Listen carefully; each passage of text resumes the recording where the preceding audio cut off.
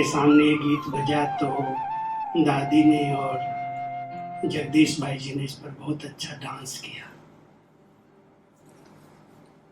76 की शायद बात होगी, 78 क्यों 4 साल शायद दादी नहीं आई थी भारत में, और जब आई तो ये गीत बजा था, सुख मिलता इलाही है। तो दादी जी जब भी इस गीत को सुनती थी तो उनको वो स्मृति आती थी, कैसे गीत बना और हम आए भारत में, इस पर डांस किया था। कई गीत बड़े प्यारे दादी के थे। तो आज हम सभी के बीच में अव्यक्त स्वरूप में दादी जी उपस्थित हैं, लेकिन भारत में भी बहुत से स्थान जो नए नए सेवा केंद्र बने हैं, उनके उद्घाटन के अवसर पर और कई प्रोग्राम, समर्पण समारोह है, उद्घाटन है, बहुत अच्छी तरह से हंसा बहन पूरे भारत के प्रोग्राम अरेंज करती हैं। और जयंती बहन जी उड़ता पंछी बन करके कल आंध्रा में थी, कर्नाटक में थी, आज मधुबन आ गई। बहुत अच्छी फास्ट भारत की भी सेवाओं में आपने अच्छा योगदान दिया है दीदी। ये हमारा जो ग्रुप है जो आपके सामने है, पहले भी एक बार मिला है। विशेष करके हमारा एक लक्ष्य रहता है कि कोई भी त्योहार जब होते हैं तो दीदी जी ने, दीदी मनमोहिनी जी ने एक अलौकिक विधि से त्योहार मनाना सिखाया था। जब ये दिवाली का त्योहार आता था तो पहले हिस्ट्री हॉल था, जब हम लोग आए हैं, मेडिटेशन हॉल नहीं बना था, तो उस हिस्ट्री हॉल में हम सबको नीचे ऐसे, क्योंकि वहाँ कुर्सी सोफा नहीं थे, सब पट में बैठते थे, तो दीदी ऐसे दीपक की तरह हम सबको बिठाती थी और बीच में एक थाल के अंदर बड़ा दीपक जगाते थे। और उस बड़े दीपक के सामने सब बैठ करके दीदी दादी एक तरफ बैठती थी और हम सब ऐसे गुलाई में दीपक की तरह बैठते थे और योग करते थे। तो जब से ये ग्रुप बना है, हर दिवाली पर हम ऐसा योग करते हैं। और आज हम अपनी दादी जी के स्थान पर दादी कॉटेज में और विशेष जयंती बहन जी के साथ दिवाली भी मनाएं और इनकी शुभ प्रेरणाएं, इनके आशीर्वचन भी हम सब सुनेंगे। मुझे भी खुशी है कि राजू भाई खास समय लेकर के साथ में बैठे हैं और आप सब तीव्र पुरुषार्थी ग्रुप है, तो मैं जानती हूँ कि आप लोगों का भी मिलना इस तरह से बहुत ही सुंदर लग रहा है, क्योंकि जब हम एजेंट्स आपस में मिलते हैं तो एक्स्ट्रा खुशी होती। हम बाहर होते हैं तो फिर वहाँ पर कुछ नए ब्राह्मण, कुछ पुराने ब्राह्मण, वैरायटी सभा होती, परंतु यहाँ तो आप सब बिल्कुल बाबा के पक्के निश्चय बुद्धि समर्पित, और फिर साथ साथ उसमें और एडिशन है तीव्र पुरुषार्थी। तो ये तो बहुत सुंदर बात है।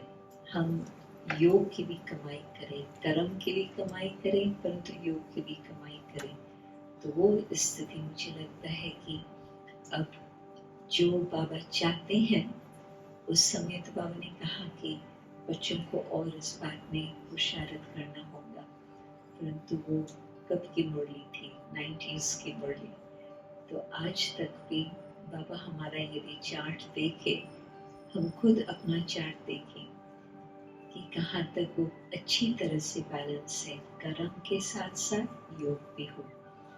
जो लौकिक वाले होते हैं उनको तो बहुत सारी बातें खींचने वाली होती, परंतु हम सब तो भाग्यशाली है जो बाबा के घर में है, किसी और बात का फिक्र नहीं है, बस जो सेवा मिली है वो मुझे करनी है और अपनी स्थिति को कर्मातीत स्थिति की ओर लेके जाना है। तो हम ये देखें कि कहाँ तक हमने इस प्रकार से, जैसे बाबा ने अभ्यास किया, हमारी स्थिति कैसी है।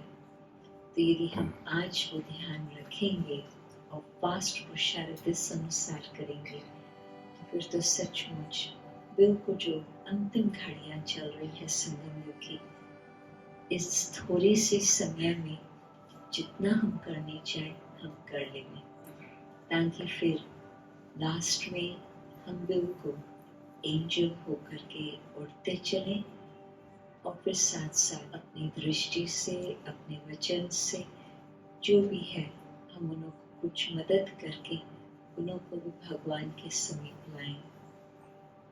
लास्ट स्थिति, जिस स्थिति में सब आत्माएं घर जाएंगी, किसी को भी उस समय डर नहीं होगा कि हम कहाँ जा रहे हैं, ये क्या हो रहा है।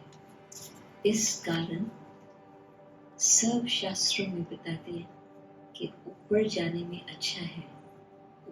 वो तो फिर कह देते कि ऊपर में स्वर्ग है, और हम जानते हैं कि स्वर्ग तो वहाँ नहीं है, स्वर्ग तो यहाँ होगा। परंतु जो उन्हों को अनुभव होगा कि हम अच्छे स्थान पर जा रहे हैं, जिस कारण से फिर स्वीट होम, साइलेंस होम उसको याद करती है। तो अंत में हम सभी ने एक एंजल को नहीं दिखाते हैं, अनेक एंजल्स को दिखाते हैं। सभी एंजल्स ने ऐसे मनुष्य आत्माओं की सेवा की होंगी जो उनको वही अनुभव होगा कि बस अब तो हम घर जा रहे हैं। बाबा सारी रात जागरण करते थे, हम लोग जागरण करते थे, बाबा तो जागृति ज्योत है, तो दादी गुलजार को भी जागरण करना होता था। तो कभी 2 बजे 4 बजे, आमतौर से 4 बजे तक तो बाबा होते ही थे। तो इस बार जो पर्सनल मुलाकात होती थी फिनिश हो गई थी, और बाबा बहुत आराम से बैठे थे और कई लोग सभा में बैठे थे। तो बाबा ने कहा कि जो विदेश के टीचर्स हैं उनको स्टेज पर बुलाओ। तो ओम शांति भवन की स्टेज पर करीब 60 टीचर्स, विदेश के भाई बहनें, हम सब आकर के बैठे। तो जो बिल्कुल बाबा के बाजू में, बाबा की गद्दी कोई बहुत ऊंची नहीं होती थी, बहुत सिंपल थी, और हम लोग बिल्कुल जैसे बाबा को हाथ भी लगा सको, सब इतना नजदीक नजदीक बैठे थे। तो उस समय वोडी ने बाबा से प्रश्न पूछा, जो मियामी वाली है। प्रश्न ये था, बाबा आप हम सबको बुला लेंगे अंत में? तो बाबा ने उसको बहुत मीठी दृष्टि देख करके फिर बोला कि आप लोगों के ही शास्त्रों में है कि सफेद वस्त्रधारी पहाड़ पर, ऊंचे पहाड़ से नीचे आकर के अंत में सबको शांति का संदेश देंगे। तो ये किसका यादगार है? आप सभी एंजल्स का। आप लोगों के देश में, हर देश में और विदेश में, बहुत सारे देशों में, सिटीज में एंजल्स का यादगार है। चाहे रशिया तक भी एंजल्स का यादगार, तो बड़े बड़े एंजल्स। तो बाबा ने कहा कि ये यादगार क्यों है सब तरफ एंजल्स का? क्योंकि आप लोगों ने वहाँ बैठकर अपनी स्थिति ऐसे एंजल जैसी बनाई है जिस द्वारा फिर आप लोगों ने सेवा की है। तो सब यहाँ नहीं पहुँच पाएंगे, परंतु जो जहाँ पर अपनी स्थिति को इतनी ऊंच स्थिति बनाकर रखेंगे वो फिर वहाँ सेवा करेंगे। और ब्रह्मा बाबा दादी जानकी जी से आपने अपनी पहचान पाई है, और आप स्वयं यहाँ इस धरा पे परमात्मा शिव की परछाई है। तो आपसे तो इतनी अच्छी फीलिंग आती है। हम देखते हैं जैसे यहाँ जोन इंचार्ज होते हैं, जोन इंचार्ज के ऊपर तो हायर में तो ये है, और कितना सादगी, सिंपल। तो सिंपल सिटी से पता पड़ता है कि दीदी वास्तव में बहुत हायर हैं। और दीदी तो, जयंती दीदी 7 वर्ष की आयु में बाबा के बच्चे बन गए, और भारत और लंदन ये चलता रहा दीदी का, लंदन में स्टडी। तो कितनी दीदी की जो महिमा करें वो तो कमी है। आपकी दुआओं से हमें सहारे मिले, आपका प्यार पाकर हमें किनारे मिले, और इन शब्दों में बयां करें खूबियां आपकी दीदी कि आप हमें इतने प्यारे मिले। तो दीदी ये ग्रुप है, और दादी जानकी जी की बहुत स्मृति आती है यहाँ जब बैठते हैं, क्योंकि दादी भी हम ग्रुप से मिलती थी, तो वही फीलिंग आ रही है। भले दादी नहीं है, अव्यक्त रूप से तो है, लेकिन जयंती दीदी भी अभी हमारे सामने तो दादी हैं, और बाबा ने वरदान भी दिया था उड़ती परी का, दीदी को दिया तो वो तो उड़ते ही रहते हैं। और त्योहार की हमारी सबसे अच्छी शुरुआत हो गई, ये सबसे बड़ी बात है। दीदी ने जैसे बताया ना कि जो है पुराना चोपड़ा खत्म करना है और नया शुरू करना, तो ये होमवर्क हमें करना है। और दीदी यहाँ यही चाहते हैं, जैसे घर में कोई बड़ा होता है ना, तो वो क्या चाहता है बच्चों से कि ये भी नाम वाला करें, कुछ करें। तो हमारे घर में बड़े कौन है अभी? यही तो है, जो हमारे ग्रैंड मदर ग्रैंड जो भी है। तो हमें फॉलो करना है, वरना इनको खुशी उसी से मिलने वाली है अगर हम बाबा को फॉलो करते हैं। तो दीदी से आज को दिन विश्वास दिला दें दीदी के आप जो कह रहे हैं वो हम करके दिखाएंगे। हम स्वयं रक्षक हैं, यज्ञ रक्षक हैं और विश्व रक्षक हैं, वो करना ही है। क्योंकि कल धनतेरस आ रही है, तो अविनाशी धन से माला माल है। कहते हैं सुकर्मों के लखपति बने, और सुकर्मों के लखपति बने और अरबपति बने शुभ संकल्पों के, और ऐसे दिवाली की खुशहाली मनाएं। ऐसे दिवाली तो है ही, खुशी की फुलझड़ियां चलाना है, उमंग उत्साह के पटाखे फोड़ना है और मधुरता की मिठाई खानी है, ऐसी दिवाली मनानी है ना हमको। तो दीदी का बहुत बहुत थैंक्स। और भाई साहब तो साथ में होते ही हैं, उनके मार्गदर्शन में दीदी हम चल रहे हैं। जैसे त्योहार का बताया ना भाई साहब ने, ऐसे दीदी विजयदशमी भी हम लोगों ने मनाई सोलार में, तो उसमें भी सोहा किया अपना कमी कमजोरी। अभी हर शरद पूर्णिमा, जो पूर्णिमा आती है दीदी, वो भी कुछ करते हैं। वो मानसरोवर में टेरेस पर चांद के नीचे बाबा की याद में, तो त्योहार हमारे खाली नहीं जाते दीदी, ऐसा नहीं लगता कि बहुत अच्छा। और हंसा दीदी का भी बहुत बहुत थैंक्स है।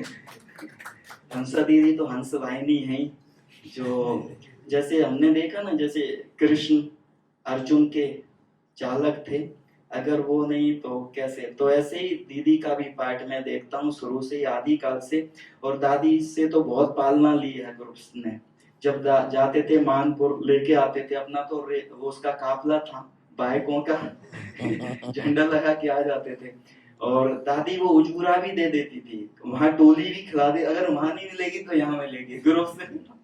तो दीदी आज के दिन आपका बहुत बहुत थैंक्स। बस दीदी आप हेल्दी रहें, बस हम सबकी दुआएं ये। बहुत बहुत थैंक्स दीदी, ओम शांति।